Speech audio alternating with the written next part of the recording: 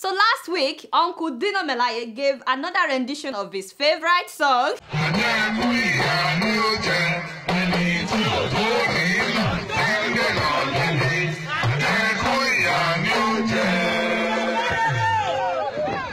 Stop it, that is enough. Anyway, the important thing to me in that video is the people that were standing there hailing him.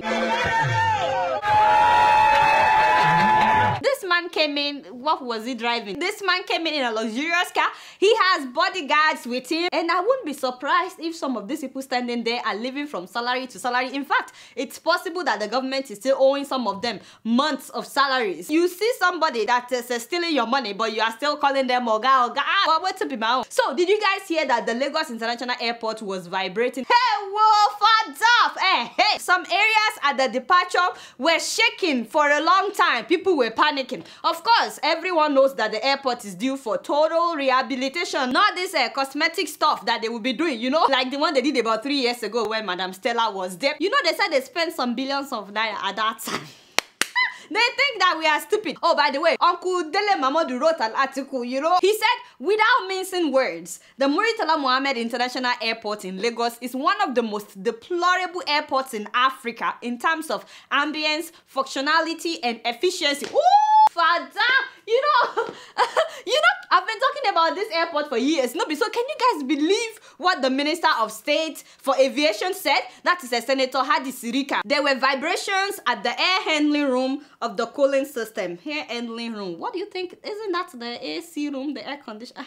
Okay. He said the door is a huge metal door that needed to be locked properly. It was locked, but it wasn't latched properly. The latches were not in place, and that gave rise to the vibrations because there are moving parts within the system. Hey, you're talking to Nigerians. These people think they can use grammar to confuse us. The door of the AC room was not locked. Actually, he said it was locked. It was not latched. So that is why the airport was shaking. Luckily, don't I say on this show that Nigerians are not stupid? Why are these people taking us for granted? What is this man talking about? How come the AC room itself was not shaking? You think that we are mumu? The air coming from the AC room is what is shaking the building? Nigerians, you see, if these people don't do proper renovation of the airport on time, you know the place can collapse. Lord knows I don't want it to collapse. That's why I'm talking about it. I'm not asking for evil. I'm just saying we need to do something on time. Do you know that there is an abandoned underground car park in the basement of the airport that is presently rotting? It's been abandoned for several years. Listen to this by Dele Mamadou. He said, the abandoned underground car park in the basement has not only become muddy and odoriferous, but worse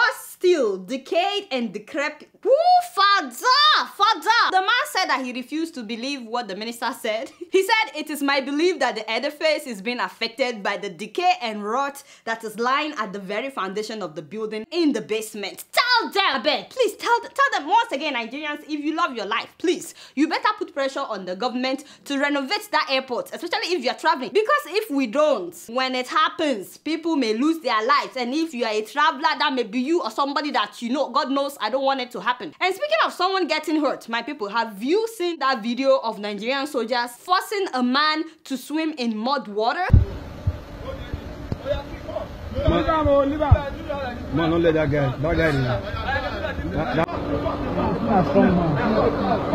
I think those two guys were also soldiers. Two of them were not wearing uniforms and two of them were wearing some kind of uniform. I still wonder the kind of image the Nigerian army, the Nigerian military tries to portray. I don't know what you want us to think about you. Like, really, how do you want us to see you? You know, should we see you as the people that protect us or the people that terrorize us? Like, really, is this why people enlist in the Nigerian army to go about terrorizing civilians? It's so unfortunate what the Nigerian army has become. Please, let the presidency address this. It's enough. We're supposed to feel safe when we see soldiers. Instead, we only feel terrorized. And if they don't do something about how our soldiers are being trained, we will continue to see them behave like this. And the sad thing is, this is not peculiar to Nigeria. In so many African countries, this is how soldiers treat civilians.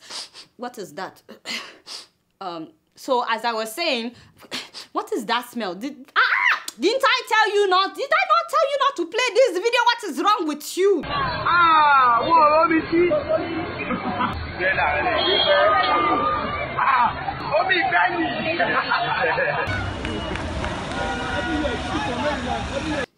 Are you done?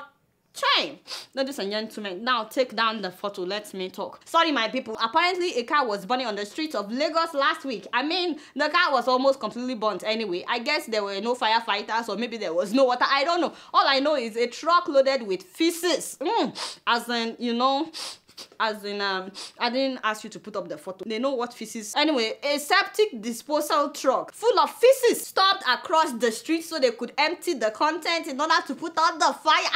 I sorry, yeah, me. This is what Nigeria has become. How do we call ourselves the giant of Africa when we now use feces to put out fire? You know, I don't see that happening. Even in Botswana, that's small Botswana. My people from Botswana, I'm not saying that your country is small. I'm just saying you have it together. So you understand? This is a national disgrace. This is a national shame. By the way, do you guys think that they can still use that car for anything when it's now filled with feces? I mean, which one is worse? Was it the fire or having feces dumped in your car? Wait a minute. Did you put it up again? Where do you think you're running to?